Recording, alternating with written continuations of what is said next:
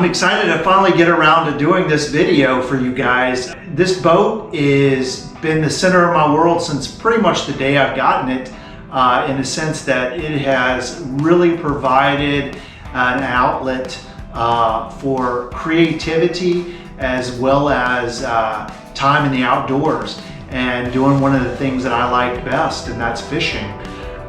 We're going to go ahead and call this the 5-year review, being that we're in 2023. This is a 2018 model. You know, I can't say enough good things about this boat.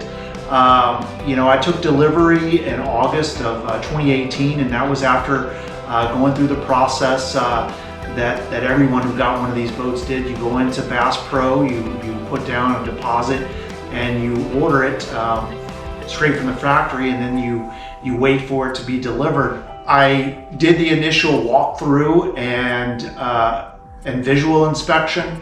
The only thing that I ever found wrong at the time was some rub marks on one of the seats, and they gave me a cover to replace that worn seat, and actually that same seat is still on the boat, so I have a spare cover if I ever need it. Engine wise, I've done my own maintenance thus far, and I have not had any engine trouble, aside from after about 6 months the original fuel pump went out. That was something that they had known was a maybe situation on these Mercury motors at the time. I took it into the shop and no questions asked, they replaced it. Let's go ahead and take the tour.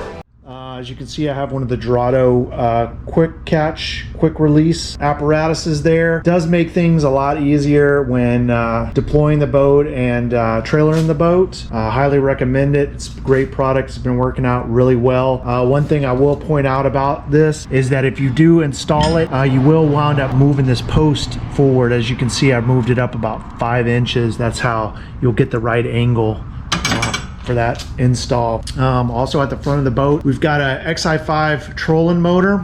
This is the 55-pound, 45-inch shaft with pinpoint GPS. This thing, I put it on shortly after I bought the boat. It's been running really well for the past few years. It is on a quick release mount. I did put my transducer from my Garmin on this. I have an install video on that if you want to look at that. This has really been worked out really well. Also up here at the front, we've got the 93 SV Garmin on a stowaway mount. It is forward up here. I really like the location of this. It didn't infringe on the deck at all. It was a very clean install. I really like how this thing works out. Again, you can raise, lower, it'll fold down or on the go.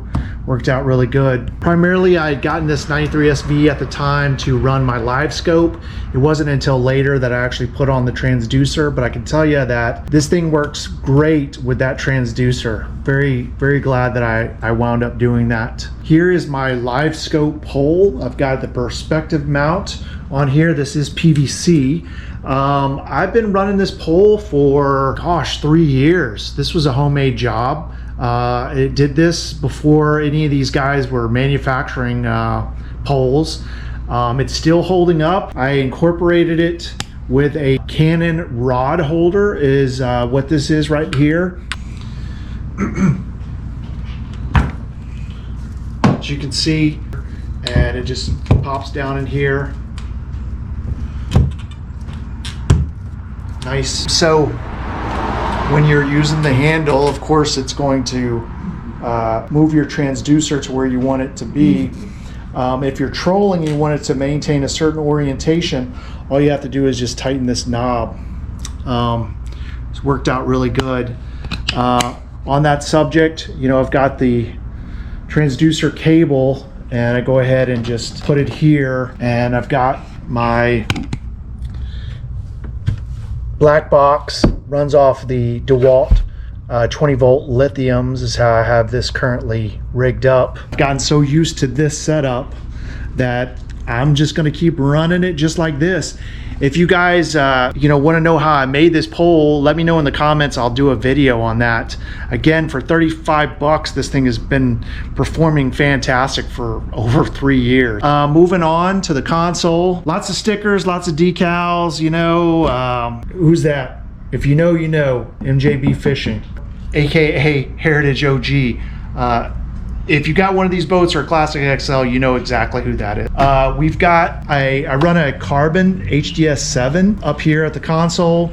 It is on an articulating ram mount. It sits out on the out to the side real well, and this thing can be moved to where you can it'll flip it around here to where you can see it from the seat if you want to. That's been really nice. When the factory one was installed, it was put up here, a little hook too. Those things weren't worth $20 in my opinion.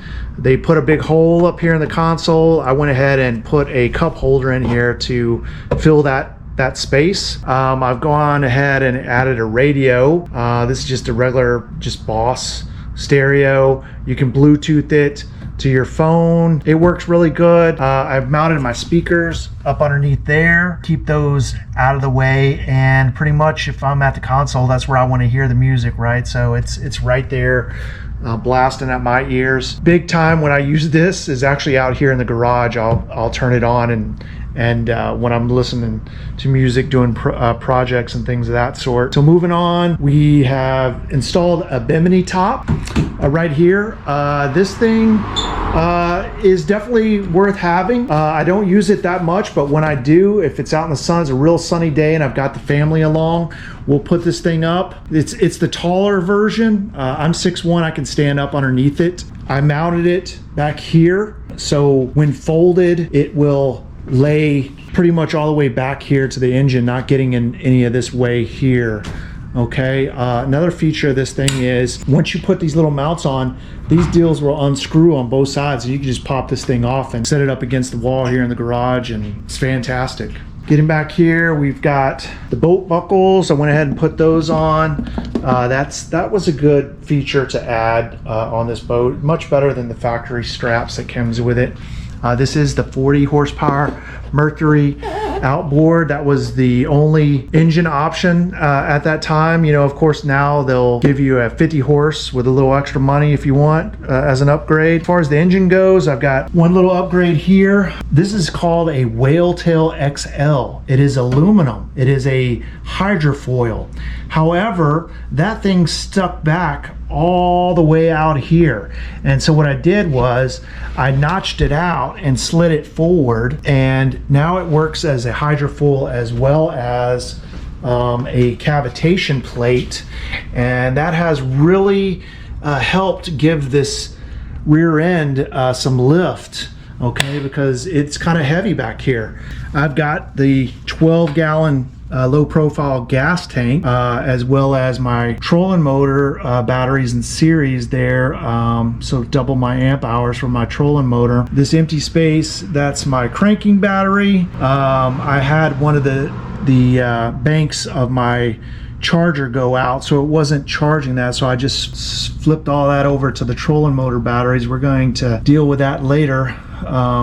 Look out for that video. We've got some upgrades there. Down here in the bilge, I went ahead and put an automatic bilge pump. The reason why I did it is, we do a lot of camping, and I'll beach my boat and it'll be sitting in the water, or I'll have it tied off to a pier if a lake house.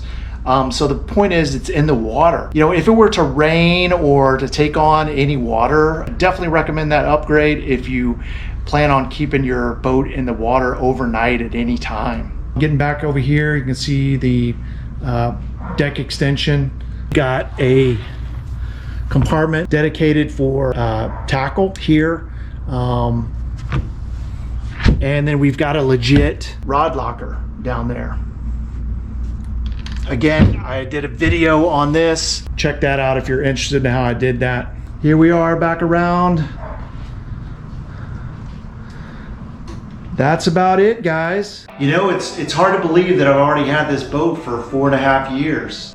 This was the first boat that I've ever bought brand new. When these these boats first were kind of advertised and you could see them in Bass Pro, from the minute that I saw it, I knew that that's what I wanted. Having a boat for, you know, over 4 years, you know, you're going to have things that go out, like your batteries are kind of on borrowed time by that time.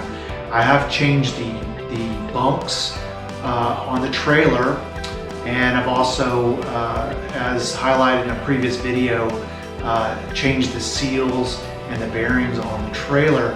But the boat itself I've had zero problems with. To this date, this is the best purchase that I've ever made on an item like this. I have zero regrets. Those of us that recognize the value of these boats at the time when they first came out is the ones that probably have gotten and will have gotten the best deal in history. For me, it's been an evolution, if you will, of what I'm going to change next. You know, changing out electronics as new things come out, things of that sort. This boat has been so much fun. You know, traveled many of the Texas lakes so far. I've gone multiple times up to Missouri to Table Rock to fish. You know, this thing is easy to tow. You know, I can't really say enough good things about it, and I'm definitely a fan of these boats. It blows my mind that these things have doubled in price over the last 4 or 5 years. You know, if you were to put me on the spot and say, would I buy this same boat again, given today's prices, I'd have to say that's not really a fair question. You know, there's so many used ones on the market right now. If faced with buying one of these boats today, I would probably buy a used one in a second if that boat was taken care of. Well guys, as always, thanks for watching. Pretty easy for me to get long-winded when it comes to talking about this boat. You know, looking forward to 2023, year 5. Got some big projects on the horizon, so lots to look forward to. If you haven't already, please like and subscribe. I'd love to have you.